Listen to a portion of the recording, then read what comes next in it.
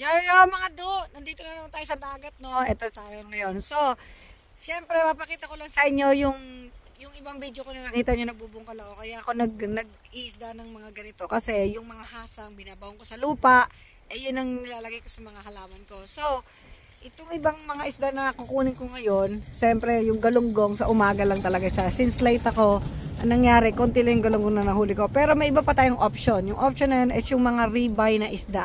Ano yung mga ribeye na isda? Papatunayan ko sa inyo kung gaano kautak yung ganitong isda. Kalahi dito ng galunggong.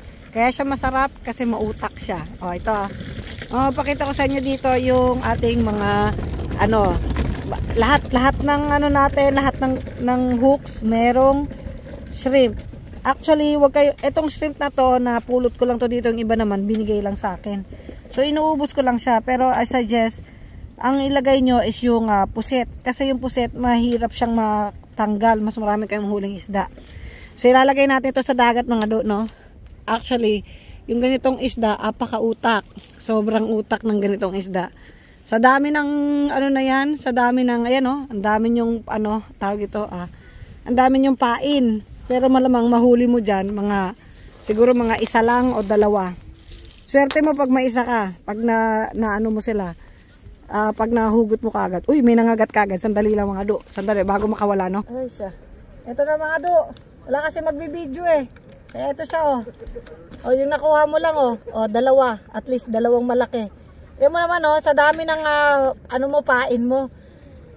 Actually, yung una ko mga nahuli, nakawala. Kasi nga, nagbibideo nga ako. Pakita natin sa back camera, ha. Back camera natin. Ito siya, oh.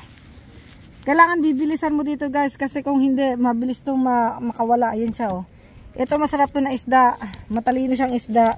Kasi tinan mo naman oh, pag mabagal ka, yari, di mo ito mapipingwit. Ang tawag dito croaker or pigfish or I don't know. I think this is pigfish. Pero apakasarap nito. Napakarami nitong vitamin E. Yung maganda sa skin at saka sa puso. Ang masarap pa sa isda na to, siya, pag ginaing mo to, naku, lalong napakasarap. Kasi yung skin nito, yun o, yung mga kaliskis niya. Pag pinirito mo na to, mapakalutong na. Maganda rin ang kaliskis guys pag kinakain. Yung kaliskis ng isda. Ito tubig dagat, kaya napakalinis niya. Tignan nyo naman o. At saka ito yung pinaka-ribeye ng isda. Ng dagat.